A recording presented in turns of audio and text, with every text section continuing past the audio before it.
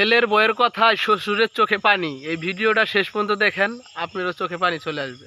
কিরে বাবা ইলিয়াস, কি করস? কেন কি হইছে? বাবা রে, আমি তো দুদিন হয়েছি আইছি, তোর মারে রাইকা আমি চলে যাবো। সইলা যাও, সমস্যা কি?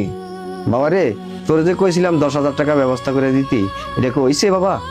আচ্ছা বাবা, আমি গ্রাম ছাইরা শহরে চাকরি করি, এনে ফ্ল্যাট বাসা নিয়ে থাকি, আমার সন্তান আছে, আমার বউ আছে, এন বাজার টাজার কইরা তারপর ফ্ল্যাট বাসা দিয়ে আমার হাতে কি টিয়া থাকে কও? আমি কি একের লাখ টিয়া কামাই, মাসে 30 থেকে 35,000 টাকা বেতন পাই, এটা দিয়ে তো মনে করো আমরাই চলতারি না।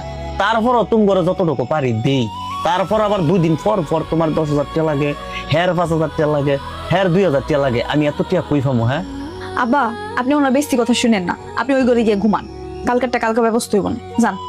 আচ্ছা ঠিক আছে, তোমরা ঘুমা। আপনি কিভাবে ব্যবহার করতেছেন ওনার সাথে? উনি আপনার বাপ হয় না? বাবার সাথে কিভাবে ব্যবহার করতে হয় এটা এখনো পর্যন্ত শিখেন নাই। আপনার বাবা গ্রাম থেকে আসছে, আপনি আরো বলবেন 2 দিন বাড়ায় থাকার লেগে, তা না করে আপনি বলতেছেন সকালে টিকিট কেটে দিতেছি যাওগা। এটা কেমন কথা? তার প্রয়োজন পড়ছে, সে আপনার কাছে 10,000 টাকা খুঁজছে, আপনি বলবেন যে ঠিক আছে আমি ব্যবস্থা করে দিব মনে, আপনি ডাইরেক্ট না করতেছেন। এই সমস্যা ওই সমস্যা, এটা এটা কত কিছু বুঝাইতেছেন। আপনার বাপে কি আপনার কাছে বিপদে না পড়লেই চাইছে? তাছাড়া আপনি যদি টিয়া ব্যবস্থা না করতে পারেন, আপনি আমারে করবেন, আমি ব্যবস্থা করে দিব, সমস্যা কি? দেখো না, 2 দিন পর পর আয় পরে এই সমস্যা এই সমস্যা লেগে, এরপরে 2 দিন পরে পরে কত হয়, এন 10,000 টাকা লাগবে না 5,000 টাকা লাগবে? 2 দিন পর পর আয়া পরে এটা আবার কেমন কথা বলতেছেন? হ্যাঁ গো, তো এই জায়গায় থাকার কথা, এখন হ্যাঁ গো সময় হইলো গিয়া নাতি নাতনি গুলোকে খেলবো, আপনি কি হ্যাঁ করে গ্রাম ভাড়ায় থেকে রাখছেন? এটা আপনার এনে সমস্যা। হয়েছে, শুনছি তোমার কথা। বাপ মারে সম্মান করতে পারেন না, উনি আবার বড় বড় কথা কয়। 2 দিন পরে আপনি যে ফুটো পরে আমরা লোক ইত্যা করবো। আব্বা শুনছো তোমার বৌমার কথা? এখন কি বুঝলা? আমার বউ কি আমারে তার কইরা ফেলাইছে?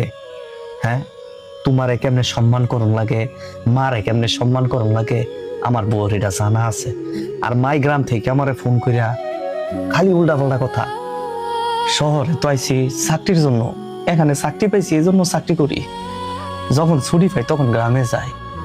আর মাই তো সবসময় আমার বলে তুমি বৌমাই নাকি আমার টিয়াটা কিনা লাইছে। এখন তো নিজের চোখে দেখছো। না রে বাপ, এতদিন আমি অন্ধ ছিলাম। এটা আমার বউ না, এটা আমার মাইয়া। আমার বৌমার কথা শুন না, আমার কলিজাটা জুড়ে গেছে রে বাপ। আজকে যদি তোর মা আইতো, অনেক খুশি হতো। ঠিক আছে বাপ, ঘুমাই পড়। আচ্ছা ঠিক আছে, যাও।